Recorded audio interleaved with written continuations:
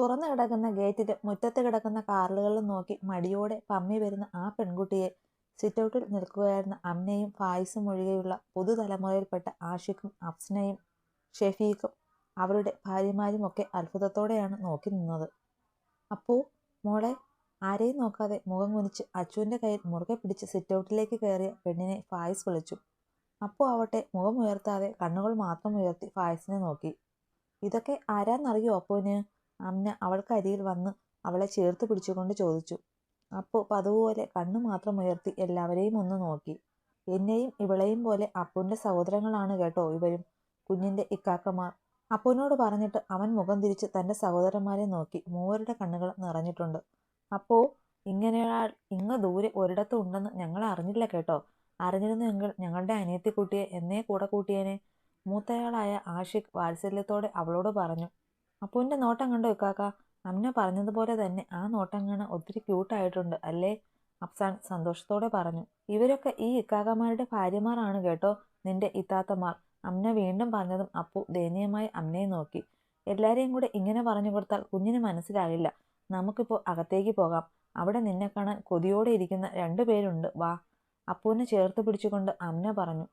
അമ്നയ്ക്കൊപ്പം അകത്തേക്ക് പോകുമ്പോൾ അപ്പുവിന്റെ കണ്ണുകൾ ഹാളിൽ നിറഞ്ഞിരിക്കുന്ന കുറെ ആളുകൾക്ക് നടുവിൽ തന്നെ ഉറ്റുനോക്കിയിരിക്കുന്നവന്റെ മുഖത്തായിരുന്നു.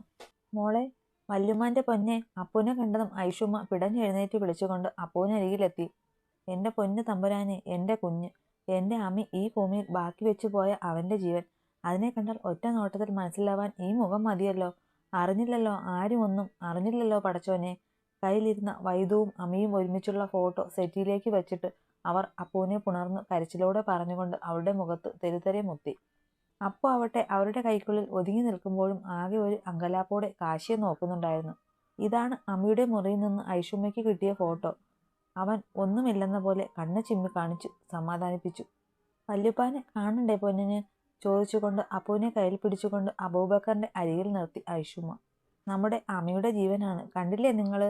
അപ്പുവിന്റെ മുഖത്തും കയ്യിലുമൊക്കെ തലോടിക്കൊണ്ട് കൊതി തീരാത്തതുപോലെ അവളെ കണ്ണ് ചിമ്മാതെ നോക്കി ആ വൃദ്ധൻ. എന്റെ അമ്മി ഈ ഭൂമിയിൽ വിട്ടുപോയിട്ടില്ല. ഇവിടെ എവിടെയോ അവനുണ്ട്. അവന്റെ കൈ പിടിച്ച് അവന്റെ പെണ്ണും ഉണ്ടാവും. അവൻ ഉപയോഗിക്കുമായിരുന്ന അത്തറിന്റെ വാസന എനിക്ക് അറിയാൻ പറ്റുന്നുണ്ട്. വിങ്ങി പൊട്ടിക്കൊണ്ട് ഐഷുമ്മ പറയുന്നത് കേൾക്കെ ദേവകിയും ജഗന്നാഥനും നിറമിഴികൾ ഒപ്പി. അവരുടെ ആൺമക്കളും വേദനയോടെ ആ കൂടിച്ചേരൽ കണ്ട് നിന്നപ്പോൾ സഹിക്കാൻ കഴിയാതെ പരസ്പരം നോക്കി ഹേമയും വിനയയും. അതെ, നിങ്ങളിങ്ങനെ പൂങ്കണ്ണീര് ഒഴിക്കുന്നതിന് മുമ്പ് ഈ പെണ്ണിന്റെ ദോഷമൊക്കെ അറിഞ്ഞു വയ്ക്കുന്നത് നല്ലതാണ്. അതുമല്ല, ഇങ്ങനെ കരയാനും പിഴിയാനും നിങ്ങളുടെ മോന് നേരായ ബന്ധത്തിൽ പിറന്നതാണോ ഈ പെണ്ണ്? അല്ലല്ലോ, വല്ലശ്ശേരിയിലെ വൈദേഹി പിഴച്ചുണ്ടായത് തന്നെയല്ലേ? ഹേമയുടെ നാവ് ആ കൂടി നിൽക്കുന്നവരെ പുച്ഛിച്ചുകൊണ്ട് വിഷം തുപ്പി. ദേ നിർത്തിക്കേ, ഇതിന്റെ മറുപടി ഞങ്ങൾ പറയാൻ ചേട്ടാ. ഹേമയുടെ വർത്തമാനം കേട്ട് കാശി എന്തോ പറയാൻ ശ്രമിച്ചത് തടഞ്ഞുകൊണ്ട് അമ്ന പറഞ്ഞു. അപ്പു മുഖം വേദനയോടെ ആരെയും നോക്കാതെ കുനിച്ചു കളഞ്ഞു. എന്നാൽ അണുവിട ചലിക്കാൻ വിടാതെ ഐഷുമ്മ അവളെ പൊതിഞ്ഞു പിടിച്ചുകൊണ്ട് ഹേമയെ തുറിച്ചു നോക്കി നിന്നു. അല്ല, ഏട്ടത്തി പറഞ്ഞത് സത്യമാണ്. അപ്പുവിന് വയറ്റിൽ. വിനയ പറഞ്ഞു തീരും മുമ്പ് കവിൾ പൊത്തിപ്പിടിച്ചുകൊണ്ട് നിലവിളിച്ചതും ജയൻ കൈകുടഞ്ഞതും ആണ് ബാക്കിയുള്ളവർ കണ്ടത്. ഈ നിമിഷം പൊയ്ക്കോണം ഇവിടുന്ന്. നിന്നെ ഞാൻ വരരുത് എന്ന് അല്ലേടി പറഞ്ഞത്? പൊട്ടിത്തെറിച്ചുകൊണ്ട് അയാൾ വീണ്ടും അവർക്ക് നേരെ കൈ ഉയർത്തി. അയ്യോ അങ്കിളെ, 1 മിനിറ്റ്. എനിക്ക് ഈ 2 അമ്മച്ചിമാരോട് ഇത്തിരി സംസാരിക്കാനുണ്ട്. അത് കഴിഞ്ഞ് അടിയും പിടിയുമൊക്കെ നടത്തി പറഞ്ഞു വിടാം. അമ്ന അവർക്ക് മുന്നിൽ വന്ന് കൈകെട്ടി നിന്നുകൊണ്ട് പറഞ്ഞു. അതെ, അമ്മച്ചിമാരുടെ എല്ലാ സംശയങ്ങളും ഞാൻ തീർത്തു തരാട്ടോ. എന്നിട്ടേ പറഞ്ഞു വിടൂ. ഇങ്ങോട്ടിരുന്നാട്ടെ. കാര്യങ്ങളൊക്കെ വിശദമായി അറിഞ്ഞു കഴിയുമ്പോൾ ചിലപ്പോൾ ക്ഷീണം തോന്നിയാലോ? അതേ നിലപ്പ് നിന്ന് അമ്ന പുച്ഛം നിറഞ്ഞ മുഖത്തോടെ നാടകീയമായി പറഞ്ഞു. അവളെ അറിയുന്നവർ അവളുടെ വാക്കുകളും പ്രവൃത്തികളും നോക്കി ചിരിയടക്കിയിരുന്നു. ആ, അപ്പോ ആദ്യം എന്താ അപ്പുവിന്റെ ദോഷമല്ലേ? ഒരു വിരൽ മടക്കി കാണിച്ചുകൊണ്ട് ചോദിച്ചു അമ്ന. ഹേമയോ വിനയോ ഒന്നും മിണ്ടിയില്ല. അവളുടെ ദോഷം കൊണ്ടാണ് അവളുടെ ഉപ്പയും അമ്മയും മരിച്ചതെങ്കിൽ ഒരു കുഴപ്പവുമില്ലാതെ വല്ലിശ്ശേരിയിലെ വസുന്ധര, ജഗന്നാഥന്റെ അമ്മ, നിങ്ങളുടെ മകൾ മൃദുലയെ പ്രസവിച്ചു എന്ന് പറയാൻ ഈ നിൽക്കുന്ന മനുഷ്യൻ ഫോൺ വിളിച്ചപ്പോൾ ആ കോൾ എടുക്കാൻ വരുമ്പോൾ കാല് തന്നെ വീണ് തല പൊട്ടി. ആ നിമിഷം മരിച്ചതിന് എന്ത് ദോഷമാണ്? അതുപോലെ ഹേമ അമ്മച്ചി, നിങ്ങൾ ഒരു കാര്യം മറന്നുപോയി. നിങ്ങളെ പ്രസവിച്ച് 3-ാം ദിവസമല്ലേ നിങ്ങളുടെ അമ്മമ്മ ശ്വാസം മുട്ടലുണ്ടായി തട്ടിപ്പോയത്? അപ്പോൾ ഇതൊക്കെ ആരുടെ ദോഷമാണ്? നിങ്ങളും ഈ സ്ത്രീ പ്രസവിച്ച മൃദുല എന്ന പെൺകുട്ടിയുമാണ് വല്ലിശ്ശേരിയിലെ ദോഷമെന്ന് ഞാൻ പറഞ്ഞാൽ നിങ്ങൾക്ക് അത് അങ്ങനെയല്ല എന്ന് തെളിയിക്കാൻ പറ്റുമോ? അമ്ന വെറുപ്പോടെ ഇരുവരെയും മാറി മാറി നോക്കി ചോദിച്ചു. ഇവള് ശരിക്കും ഒരു വക്കീലാവേണ്ടത് തന്നെയാണ്. ഈ കുറഞ്ഞ ദിവസങ്ങൾ കൊണ്ട് വല്ലിശ്ശേരിയിലുള്ള ഓരോ അംഗങ്ങളുടെയും ജാതകം ഉണ്ടാക്കി വെച്ചിട്ടുണ്ട് പെണ്ണ്. ആഷിഖ് അഭിമാനത്തോടെ പറഞ്ഞു. എവിടെയോ കിടന്ന നീ എന്തിനാ എൻ്റെ മോളെ പറയുന്നേ? നിങ്ങളൊക്കെ അത് കേട്ട് സന്തോഷത്തോടെ ഇരിക്കുന്നുണ്ട് അല്ലേ? ജയനെയും അനന്തനെയും ഉൾപ്പെടെ വല്ലിശ്ശേരിയിലുള്ളവരെ മാറി മാറി നോക്കി പല്ല് കടിച്ചുകൊണ്ട് വിനയ ചോദിച്ചു. എന്തേ, നിങ്ങളുടെ മോളെ പറഞ്ഞപ്പോൾ നൊന്തോ? അതുപോലെയല്ലേ ഞങ്ങളുടെ കൊച്ച്? സെറ്റിലിരിക്കുന്ന ഐഷുമ്മയുടെയും അബൂബക്കറിന്റെയും നടുവിൽ മുഖം കുനിച്ചിരിക്കുന്ന അപ്പുവിനെ അലുവോടെ നോക്കിയാണ് അമ്ന വിനയോട് ചോദിച്ചത്. ആ, അതൊക്കെ അവിടെ നിൽക്കട്ടെ. ഇനി നിങ്ങളുടെയൊക്കെ രണ്ടാമത്തെ സംശയം. ഞങ്ങളുടെ അഭിമാമനും വല്ലിശ്ശേരിയിലെ വൈദേഹിയും അഭിഹിതമായി ഉണ്ടാക്കിയതാണ് അർപ്പിത ലക്ഷ്മി എന്നാണല്ലോ നിങ്ങളുടെ കണ്ടുപിടുത്തം അല്ലേ? ചോദിച്ചുകൊണ്ട് അമ്ന വെറുപ്പോടെ ഇരുവരെയും നോക്കി. വല്യുപ്പ, ആ ഫയൽ എവിടെ? അമ്ന ചോദിച്ചതും ഫായിസ് ഫയൽ തുറന്ന് ഇത്തിരി പഴയ മുദ്രപത്രമെടുത്ത് അവളെ ഏൽപ്പിച്ചു. നിങ്ങളെ സംശയത്തിന്റെ മറുപടി നന്നായിട്ട് നോക്കിക്കോ. എൻ്റെ മാമ മരിക്കുന്നതിന് ഒരാഴ്ച മുമ്പ് നിയമപരമായി വൈദേഹിയെ വിവാഹം കഴിച്ചതിന്റെ രേഖയാണിത്. ആളുടെ മുറിയിൽ നിന്ന് മാമ മരിച്ച് 2 വർഷങ്ങൾക്ക് ശേഷമാണ് ഇത് വല്യുമ്മയ്ക്ക് കിട്ടുന്നത്. ഇനി അപ്പു അവിഹിത സന്തതിയാണെന്നോ തന്തയില്ലാത്തവളാണെന്നോ ആർക്കെങ്കിലും തോന്നുന്നുണ്ടോ? അമ്ന അത് പറഞ്ഞുകൊണ്ട് ജയന് നേരെ ആ മാരേജ് സർട്ടിഫിക്കറ്റ് നീട്ടിക്കൊണ്ട് ചോദിച്ചു. കാശിയേട്ടാ, ഏങ്ങലടിച്ചുകൊണ്ട് അപ്പു വിളിച്ചതും അവൻ ഞെട്ടിക്കൊണ്ട് മുഖം തിരിച്ചു അവളെ നോക്കി. അപ്പു, മോളിങ്ങ് വാ. കാശി കൈ നീട്ടി പറഞ്ഞതും കാറ്റ് പോലെ അവൾ അവൻ്റെ നെഞ്ചോരം ചേർന്ന് കഴിഞ്ഞിരുന്നു. ആ നിമിഷം അവളെ ആശ്വസിപ്പിക്കാൻ അവൻ തന്നെ വേണമായിരുന്നു. ആ കണ്ണുനീരുണ്ടല്ലോ, നാളെ നിങ്ങളുടെ മേലെ ഒരു ശാപമായി പതിക്കാതിരിക്കാൻ രണ്ടാളും നന്നായിട്ട് പ്രാർത്ഥിച്ചോ. അപ്പുവിന്റെ കരച്ചിൽ കണ്ട് കരിങ്ങിയ കണ്ണുകളോടെ വെറുപ്പിന്റെ പകയുടെ അങ്ങേയറ്റത്ത് നിന്നുകൊണ്ട് തന്നെ അമ്ന ഹേമയെയും വിനയെയും നോക്കി പറഞ്ഞു. അവളുടെ കണ്ണുനീരും ശാപവുമൊക്കെ അവിടെ നിൽക്കട്ടെ. അത്ര വലിയ ന്യായം പറയുവാണെങ്കിൽ നിങ്ങൾ എന്തുകൊണ്ട് വൈദേഹിയെ അന്വേഷിച്ചു വന്നില്ല? 2 വർഷം കഴിഞ്ഞിട്ടായാലും നിങ്ങൾ അറിഞ്ഞല്ലോ മോൻ കെട്ടിയ പെണ്ണ് ഇവിടെ ഉണ്ടെന്ന്. ഒട്ടും വിട്ടുകൊടുക്കാതെ വീറോടെ ഹേമ തിരക്കി. അതിന്റെ മറുപടി ഞാൻ പറയാം. ഐഷുമ്മ അവരെ തറപ്പിച്ചു നോക്കിക്കൊണ്ട് പറഞ്ഞു. എൻ്റെ അമ്മി പോയി 2 വർഷത്തോളം കഴിഞ്ഞാണ് ഇങ്ങനെ ഒരു ഫോട്ടോയും വിവാഹ സർട്ടിഫിക്കറ്റും ഞാൻ കാണുന്നത്. അന്ന് അതും എടുത്തോണ്ട് ഇങ്ങോട്ട് ഓടി വരാൻ പോയതാണ് ഞാൻ. പക്ഷേ ഈ 2 വർഷം കൊണ്ട് വൈദുമോൾ എല്ലാം മറന്ന് ഒരു വിവാഹം കഴിച്ചു ജീവിക്കുകയാണെങ്കിൽ എൻ്റെ വരവ് അവളുടെ ജീവിതം തകർത്താലോ എന്ന് തോന്നി. എവിടെയായാലും അവൾ സന്തോഷമായി ജീവിക്കട്ടെ എന്ന് ചിന്തിച്ചുപോയി. പക്ഷേ വരേണ്ടതായിരുന്നു. അങ്ങനെ വന്നിരുന്നുവെങ്കിൽ ഞങ്ങളുടെ ഈ ജീവനെ നിങ്ങൾ പിച്ചിയും അടിച്ചും ശപിച്ചും നോവിക്കാൻ വിട്ടുതരില്ലായിരുന്നു ഞങ്ങൾ, കിതച്ചുകൊണ്ട് ഐഷുമ്മ പറഞ്ഞു. അവർ പറഞ്ഞത് കേൾക്കെ കാശിയുടെ ചുമലിൽ മുഖം ചേർത്തിരുന്ന അപ്പു ഒന്ന് തേങ്ങി.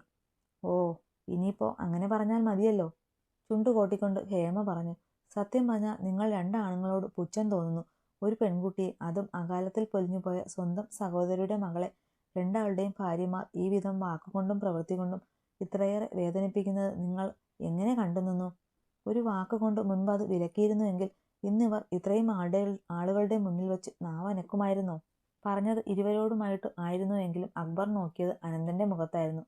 അക്ബറെ, മതി. നമ്മൾ നമ്മുടെ പിള്ളേരുടെ കാര്യം മാത്രം നോക്കിയാൽ മതി. ജഗന്നാഥനും ദേവകിയും നിറകണ്ണുകൾ തുടയ്ക്കുന്നതാണ് അബൂബക്കർ ശാസനയോടെ മകനോട് പറഞ്ഞു. അതാ മോനെ നല്ലത്. അപ്പുവിനെ ഇനിയും സങ്കടപ്പെടുത്താൻ ആരെയും അനുവദിക്കാതിരുന്നാൽ മതി, ഐഷുമ്മയും പറഞ്ഞു. അതിപ്പോ കല്യാണം കഴിഞ്ഞ ശേഷം ഇവരുടെ കളികൾ അധികം അപ്പുവിന്റെ അരികിൽ ചിലവാകുന്നില്ല. അതിന് കാശികളെയും സമ്മതിക്കുന്നില്ല എന്ന് പറയുന്നതാണ് ശരി. കാശിയുടെ മറുസൈഡിൽ വന്നിരുന്നു കൊണ്ട് ഹേമയെയും വിനയെയും ഒരു ആക്കിച്ചിരിയോടെ ഫായിസ് പറഞ്ഞു. അല്ല, അപ്പുവിന്റെ കുറ്റം കണ്ടുപിടിക്കാൻ നടക്കുന്ന നിങ്ങളെന്തേ സ്വന്തം മോളുടെ നല്ല നടപ്പ് കണ്ടില്ല? അല്ല, ഇപ്പോഴും കാണുന്നില്ല?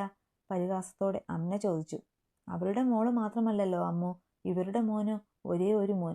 എന്തോ ഒരു സംഭവമാണെന്ന് കരുതി നമ്മുടെ കൊച്ചിനെ തള്ളിക്കളഞ്ഞു ആങ്ങളുടെ മോളെ കൊണ്ട് കല്യാണം നടത്തി, അതും ആത്മഹത്യാ നാടകത്തിലൂടെ. എന്നിട്ട് ആ മോനും മരുമോളും എവിടെ തള്ളേ? ഇരുന്നിടത്ത് നിന്ന് എഴുന്നേറ്റ് അവർക്ക് മുന്നിൽ അമ്മയോട് ചേർന്ന് നിന്ന് ഫായിസ് തിരക്കി. ഇവര് രണ്ടും പറഞ്ഞതും ചെയ്തതുമൊക്കെ തെറ്റാണ്, പോട്ടെ, അതൊക്കെ വിട്ടേക്ക്. ഇനി ആവർത്തിക്കാതിരിക്കാൻ നോക്കാം. അതുവരെയും വായും അടച്ചു മൂങ്ങയെപ്പോലെ നിന്ന് അനന്തൻ ആദ്യമായി വായു തുറന്നു. പറയുന്നത് കൊണ്ട് ഒന്നും തോന്നരുതങ്ങളെ.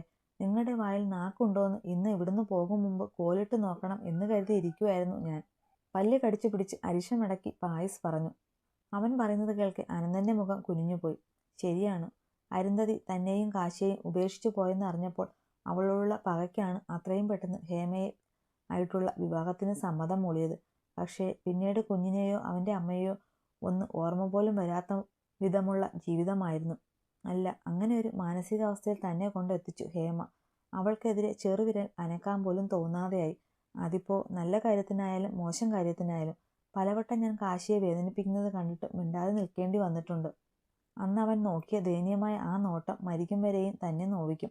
ഇന്ന് മുന്നിലിരിക്കുന്ന തന്നോളം വളർന്ന മകനെ നോക്കി ഒന്ന് ചിരിക്കാൻ പോലും അർഹതയില്ലാതെ പോയിരിക്കുന്നു. ഉള്ളിലെ മകനോടുള്ള സ്നേഹം പാറ പോലെ ഉറച്ചു പോയിരിക്കുന്നു. ഈ പയ്യൻ പറഞ്ഞതുപോലെ തൻ്റെ വായിൽ ഹേമയ്ക്കെതിരെ സംസാരിക്കാൻ നാവുണ്ടോ എന്ന് കോലിട്ട് നോക്കുക തന്നെ വേണം. അല്ലെങ്കിലേ പറയാൻ വിഷമമുണ്ട്, എങ്കിലും പറയാതിരിക്കാൻ വയ്യ. ഇനിയെങ്കിലും ഈ സ്ത്രീയെ കാര്യങ്ങൾ പറഞ്ഞു മനസ്സിലാക്കി നിലയ്ക്ക് നിർത്തി ഒരാണായി ജീവിക്കാൻ നോക്ക്. ഇനി ഇവരുടെ നാവ് എൻ്റെ അനിയത്തിയുടെയോ അവളുടെ ഭർത്താവിൻ്റെ നേരെയോ തിരിയുന്ന നിമിഷം ഈ ഫായിസ് ആരാണെന്ന് ഇവർ അറിയും. ഹേമയെ തറപ്പിച്ചൊന്ന് നോക്കിക്കൊണ്ട് അനന്തനോട് പറഞ്ഞു അവൻ. ഫായിസിന്റെ ശബ്ദമാണ് ആലോചനയിലിരുന്ന് അയാളെ ഉണർത്തിയത്. നീ പറഞ്ഞതൊക്കെ ശരിയാണ്. എനിക്കറിയാം എൻ്റെ കാശിയോടും അപ്പുവിനോടുമാണ് ഈ ജീവിതത്തിൽ ഞാൻ തെറ്റ് ചെയ്തിട്ടുള്ളതെന്ന്. ഇനി ഈ വൈകിയ വേളയിൽ അതൊക്കെ തിരുത്താനാവുമോ എന്ന് എനിക്കറിയില്ല. പക്ഷേ ആവർത്തിക്കാതിരിക്കാൻ നോക്കാൻ. ചെറുചിരി മുഖത്തണിഞ്ഞാണ് അയാൾ അത് പറഞ്ഞതെങ്കിലും അയാളുടെ ഉള്ളു കരയുകയാണെന്ന് ഫായിസിന് തോന്നി. എങ്കിലും അച്ചുവും അമലും പറഞ്ഞറിഞ്ഞ് അപ്പുവും കാശിയും കടന്നുപോയ വേദനകളോർക്കെ അയാളോട് അലിവൊന്നും തോന്നിയില്ല അവന്. ഇവിടുത്തെ കാര്യങ്ങളൊക്കെ കഴിഞ്ഞ് അപ്പുവിൻ്റെ ബന്ധുക്കളെയൊക്കെ കണ്ടില്ലേ, ഇനി ഇറങ്ങാം. ഇതൊന്നും വലിയ കാര്യമല്ല. നിങ്ങളൊക്കെ എന്തോ പറഞ്ഞോ എന്ന പോലെ യാതൊരു ഉളുപ്പുമില്ലാതെ വിനയോട് സംസാരിച്ചെന്ന ഹേമയുടെ മുന്നിൽ ചെന്ന് നിന്നു അനന്തം പറഞ്ഞു. അത് പിന്നെ അനന്തേട്ടാ, ഞാൻ കുറച്ചു കഴിഞ്ഞ് വിനയ്ക്കൊപ്പം വരാം. അതിന് വിനയ പോകാനിറങ്ങിയല്ലോ. ഞെട്ടിത്തിരിഞ്ഞു നോക്കിയ ഹേമ കണ്ടത് വിനയുടെ കൈ ഞെരിച്ചു പിടിച്ചുകൊണ്ട് പോകാൻ തുടങ്ങുന്ന ജയനെയാണ്. എന്നാൽ പിന്നെ ഞാനും വരാം. ജയന്റെ ആ പ്രവൃത്തിയും അനന്തന്റെ മുഖത്തെ കടുത്ത ഭാവവുമൊക്കെ കാണാൻ രംഗം മന്തിയല്ല എന്ന് തോന്നിയിട്ട് ഹേമ വേഗം അവർക്ക് പിന്നാലെ പോയി. ആ വിനയ്ക്കും കൂടെ രണ്ടു കൊടുക്കേണ്ടതായിരുന്നു. അമ്ന പല്ല് കടിച്ചുകൊണ്ട് പറഞ്ഞു. സമയമുണ്ടമ്മോ, നീ സമാധാനിക്ക്, അഫ്സാൻ ഗൂഢമായൊരു ചിരിയോടെ പറഞ്ഞു. അപ്പോ ഇനി കരയല്ലേ, ദേ അവർക്കൊക്കെ വിഷമമാവില്ലേ, അവരൊക്കെ നോക്കുന്നുണ്ടപ്പോ. തൻ്റെ കൈവണ്ണയിൽ ചുറ്റിപ്പിടിച്ച് ചുമരിൽ ചാഞ്ഞ് മൂക്കുവലിക്കുന്ന പെണ്ണിനോട് കാശി പറഞ്ഞു. എനിക്ക് ആകെ സങ്കടം വരുന്നു, ഉറക്കെ കരയാൻ തോന്നുന്നു, അപ്പു മെല്ലെ അവനോട് പറഞ്ഞു. അവരൊക്കെ പോയിട്ട് എൻ്റെ അപ്പൂട്ടൻ മതിയാകും വരെ കരഞ്ഞു. ഇപ്പോൾ നല്ല കുട്ടിയായി ചിരിച്ച മുഖത്തോടെ അവർക്ക് മുന്നിൽ നിൽക്കണം. ആർക്കും മനസ്സിലാക്കാത്ത വിധം മെല്ലെ മുഖം ചരിച്ച് അവളുടെ നെറ്റിയിലെ സൈഡിൽ ചുണ്ടു ചേർത്തുകൊണ്ട് കാശി പതിയെ പറഞ്ഞു. അവൻ പറഞ്ഞത് കേൾക്കെ അപ്പു നേർമയിൽ മൂളി. അവളുടെ മനസ്സിന്റെ വിങ്ങൽ, അതൊന്നും അവന്റെ നെഞ്ചിൽ പെയ്തു തീർക്കാൻ പറ്റാത്ത അസ്വസ്ഥത, അതൊക്കെ അവനല്ലാതെ മറ്റാർക്കാണ് മനസ്സിലാക്കാൻ? എന്തിനാ വല്യമ്മാന്റെ കുഞ്ഞ് കരയുന്നേ? അപ്പുവിന്റെ അടുത്തിരുന്ന് അവളുടെ മുഖം പിടിച്ചു തിരിച്ചുകൊണ്ട് ഐഷുമ്മ ചോദിച്ചു. ഒന്നുമില്ല, പറഞ്ഞിട്ട് പെണ്ണ് കാശിക്കരികിൽ ഒന്നുകൂടെ ചേർന്നിരുന്നു. ഞാനേ ചായ ഉണ്ടാക്കിക്കൊണ്ട് വരാമേ. പെട്ടെന്ന് ഓർത്തതുപോലെ എല്ലാവരെയും ഒന്ന് നോക്കിയിട്ട് അപ്പു മെല്ലെ പറഞ്ഞുകൊണ്ട് എഴുന്നേറ്റു. ചായയൊക്കെ ഞങ്ങൾ ഉണ്ടാക്കിക്കൊള്ളാം, മോൾ അവിടെ ഇരുന്നോ, ഇവിടെയെല്ലാം റെഡിയാണ്, ഇനിയിപ്പോൾ കഴിക്കാനിരുന്നാൽ മതി. അപ്പുവിനെ തിരികെ അവിടെ തന്നെ പിടിച്ചിരുത്തിയിട്ട് ഉഷ പറഞ്ഞു. മോൾക്ക് ഞങ്ങളെയൊക്കെ മനസ്സിലായോ? സലീനയും അലിഷയും ഒക്കെ അവളോട് ചോദിച്ചു. എല്ലാവരെയും കൂടെ ഒരുമിച്ചൊന്നും അവൾക്ക് മനസ്സിലാവല്ലോ അമ്മേ, പതിയെ പതിയെ എല്ലാവരെയും പരിചയമാകും. അപ്പുവിനെ നോക്കി കുറുമ്പോടെ ചിരിച്ചുകൊണ്ട് അമ്ന പറഞ്ഞു. മക്കൾ രണ്ടാളും അങ്ങ് മലപ്പുറത്ത് വരണം. നിങ്ങളുടെ ഉപ്പയുടെ നാടും വീടുമൊക്കെ കാണണ്ടേ? ഞങ്ങൾ വയസ്സായി, എപ്പോഴും യാത്രയൊന്നും പറ്റില്ല. ഇപ്പോൾ തന്നെ ഈ മുത്തിനെ കാണാനുള്ള വെപ്രാളത്തിൽ ഓടി വന്നതാണ്. അപ്പുവിനെ തൊട്ടും തലോടിയും മതിയാകാതെ ഐഷുമ്മ പറഞ്ഞുകൊണ്ടിരുന്നു. എന്നാ പിന്നെ കഴിച്ചാലേക്കൂ, നേരം ഒരുപാടായില്ലേ, വല്യപ്പയ്ക്കും വല്യുമ്മയ്ക്കും ഒക്കെ വയ്യായിക തോന്നും. പായസ് പറഞ്ഞതും പിന്നെ എല്ലാവരും കഴിക്കാൻ എഴുന്നേറ്റു. സൗകര്യങ്ങളൊക്കെ കുറവാണ് ഇവിടെ, ഞങ്ങൾ രണ്ടാളും മാത്രമല്ലേ ഉള്ളൂ, അതാണ് കൂടുതലായിട്ട് ഒന്നും ചെയ്യാതെ ഇരുന്നത്. നിലത്ത് വിരിച്ച പായലും സെറ്റിയിലും ഡൈനിങ് ടേബിളും ഒക്കെയായി തിങ്ങി ഞെരുങ്ങിയിരുന്ന് കഴിക്കാൻ ബുദ്ധിമുട്ടുവരെ കാണെ കാശി വല്ലായ്മയോടെ പറഞ്ഞു. അതിനെന്താ മോനെ, വീടിന്റെ വലുപ്പത്തിലല്ല കാര്യം, അതിനുള്ളിൽ ജീവിക്കുന്നവർക്ക് സന്തോഷവും സമാധാനവും ഉണ്ടായാൽ മതി. ഇസ്മായിൽ സ്നേഹത്തോടെ കാശിയുടെ തോളിൽ തട്ടിക്കൊണ്ട് സ്നേഹത്തോടെ പറഞ്ഞു. ഈ കുറഞ്ഞ സമയം കൊണ്ട് അമലിൽ നിന്നറിഞ്ഞ കാശിദേവ് അയാളെ വേദനിപ്പിക്കുന്നുണ്ടായിരുന്നു. അമ്മയുടെ സ്നേഹം എന്തെന്നറിയാത്ത, അച്ഛൻ്റെ കരുതലും സ്നേഹവും അറിയാത്ത ഒരു ബാല്യവും കൗമാരവും ഓർക്കെ അയാൾക്ക് അനന്തൻ എന്ന അച്ഛനോട് വെറുപ്പ് തോന്നി. കാശിയേട്ടൻ ഞാൻ വാരിത്തരാവേ. കൈവെള്ള നല്ലോണം കരിഞ്ഞിട്ടില്ല, എരിവ് പറ്റിയാൽ നീറും. കഴിക്കാൻ കപ്പയും ചപ്പാത്തിയും പെറോട്ടയും ചിക്കൻ കറിയും ചിക്കൻ ഫ്രൈയും ബീഫ് റോസ്റ്റും ഒക്കെ വലിയ പാത്രങ്ങളിൽ കൊണ്ടുവന്നത് പ്ലേറ്റുകളിൽ വിളമ്പുന്നത് കാണെ ചുറ്റിനുള്ളവരെ ഒരു നിമിഷം മറന്നു അപ്പു പറഞ്ഞു. കാശി ചുറ്റിനിരിക്കുന്നവരെ ചമ്മലോടെ നോക്കുന്നത് കണ്ടപ്പോഴാണ് അപ്പുവിന് അവരൊക്കെ ഉള്ളത് ഓർമ്മ വന്നത്. ഭക്ഷണം വിളമ്പിയത് കണ്ടപ്പോൾ അവന് കൈ വേദനിച്ചാലോ എന്നേ അവൾ ചിന്തിച്ചിരുന്നുള്ളൂ. അവൾ നാവ് കടിച്ചുകൊണ്ട് എല്ലാവരെയും ഒന്ന് പാളി നോക്കി. എന്നാൽ ആരും അങ്ങനെ ഒരു കാര്യം അറിഞ്ഞിട്ടേയില്ല എന്ന മട്ടിൽ കഴിക്കാൻ തുടങ്ങിയിരുന്നു. അപ്പു വല്ലായ്മയോടെ അവനെ നോക്കി. വാരി തന്നാ മതി. അപ്പുവിൻ്റെ വാടിയ മുഖം കാണെ കാശി മെല്ലെ പറഞ്ഞു. ഈ കല്യാണം തീരുമാനിച്ചപ്പോൾ ഞാൻ അവളോട് പറഞ്ഞിരുന്നു, ഒരമ്മയുടെ സ്നേഹവും കരുതലും കൂടെ അവന് നൽകണമെന്ന്. അടുത്തിരുന്ന് അപ്പുവിനെയും കാശിയെയും സ്നേഹത്തോടെയും വാത്സല്യത്തോടെയും നോക്കുന്ന ഐഷുവിനോട് ദേവകി പറഞ്ഞു. അവർ പറഞ്ഞത് സത്യം തന്നെയായിരുന്നു. സന്തോഷത്തോടെ ഓരോ അവന് വാരി കൊടുക്കുമ്പോഴും ഒരമ്മയുടെ മനസ്സ് തന്നെയായിരുന്നു അപ്പുവിന്. കഴിച്ചു കഴിഞ്ഞ് കുറച്ചു നേരം കൂടെ വർത്തമാനവും പറഞ്ഞിരുന്ന് എല്ലാവരും യാത്ര പറഞ്ഞു പോകാനിറങ്ങുമ്പോൾ അവരുടെ ഒക്കെ മനസ്സും വയറും ഒരുപോലെ നിറഞ്ഞിരുന്നു. വല്യുപ്പാന്റെ മക്കൾ ഒരുപാട് താമസിക്കാതെ അങ്ങ് വരണം കേട്ടോ. വിട്ടിട്ട് പോകാൻ മനസ്സില്ല, പക്ഷേ പോകാതെ പറ്റില്ല. നാളെ രാവിലെ തന്നെ ഞങ്ങളെ തിരികെ പോകും. ഇവർക്കൊക്കെ ഓരോ തിരക്കുള്ളതല്ലേ. നമ്മുടെ അറക്കൽ വക ബിസിനസ്സൊക്കെ ഇവരൊക്കെ ചേർന്നാണ് നടത്തുന്നത്. ഇനി അതിൽ നിങ്ങളും പങ്കാളികളാവണം. അപ്പുവിനെയും കാശിയെയും ഒരുപോലെ ചേർത്ത് പിടിച്ചുകൊണ്ട് അബൂബക്കർ പറഞ്ഞു. അതൊന്നും വേണ്ട, എനിക്കും കാശിയേട്ടനും അതിലൊന്നും താല്പര്യമില്ലാത്തോണ്ടാ. അയാൾ ബിസിനസ് നോക്കണമെന്ന് പറഞ്ഞതും അപ്പു വെപ്രാളത്തോടെ പറഞ്ഞു. നിന്റെ ഉപ്പാന്റെ വക നീയല്ലേ കുഞ്ഞെ നോക്കേണ്ടത്. നീ ചെറുതായതുകൊണ്ട് അത് കാശി നോക്കട്ടെ. ഇസ്മായിൽ അപ്പുവിന്റെ തലയിൽ ഒന്ന് തലോടിക്കൊണ്ട് പറഞ്ഞു. അയാൾക്ക് അമ്മയുടെ അതേ മുഖവുമായി കുഞ്ഞു പിള്ളേരെ പോലെ സംസാരിക്കുന്ന അപ്പുവിനോട് വല്ലാത്ത വാത്സല്യം തോന്നി. അതുപോലെ തന്നെ കാശിയോടും അയാൾക്ക് അടുപ്പം തോന്നുന്നുണ്ടായിരുന്നു. അതൊന്നും വേണ്ടെന്ന് പറയൂ കാശിയേട്ടാ, അപ്പു താല്പര്യമില്ലായ്മയോടെ കാശിയുടെ കാതോരം പറഞ്ഞു. എന്താ കാശി മോള് പറയുന്നേ? അഷ്റഫ് തിരക്കി. ഏയ് അതൊന്നുമില്ല, അങ്ങോട്ട് വരുന്നതിന് എക്സാം അല്ലേ, അത് കഴിഞ്ഞു മതി എന്ന് പറഞ്ഞതാണ് അപ്പു. അവളെ നോക്കി കണ്ണുരുട്ടിക്കൊണ്ട് കാശി പറഞ്ഞു. അത് മതി, എക്സാമൊക്കെ കഴിഞ്ഞു കാശിക്ക് ലീവ് കിട്ടുന്നതിനനുസരിച്ച് സമാധാനത്തോടെ കുറച്ച് ദിവസം നിൽക്കാൻ കണക്കിന് രണ്ടാളും അങ്ങ് പോന്നേക്കണം. കാറിലേക്ക് കയറാൻ നേരം അക്ബർ വീണ്ടും പറഞ്ഞു. വന്നോളാം. കാശി ചെറുചിരിയോടെ സമ്മതിച്ചു.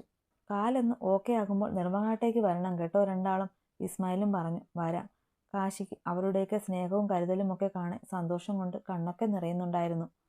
അപ്പോൾ ഇനി യാത്ര പറയുന്നില്ല, ഞങ്ങളിടയ്ക്ക് ഇങ്ങോട്ട് വന്നോളാം. കാശിയെ പുണർന്നുകൊണ്ട് ഫായിസ് പറയുമ്പോൾ അപ്പുവിനെ കെട്ടിപ്പിടിച്ചുകൊണ്ടാണ് അമ്നയും യാത്ര പറഞ്ഞത്. അവരൊക്കെ കയറിയ കാറുകൾ പുറത്തേക്ക് പോയപ്പോൾ തന്നെ ജഗന്നാഥനും ദേവകിയും തിരികെ പോയി. കൂടെ അച്ചുവും. വീടൊക്കെ വൃത്തിയാക്കാനും പാത്രങ്ങളൊക്കെ കഴുകി ഒതുക്കാനും ഒക്കെ സഹായിച്ചു നിന്നു അമലും കുടുംബവും അവസാനമാണ് പോയത്.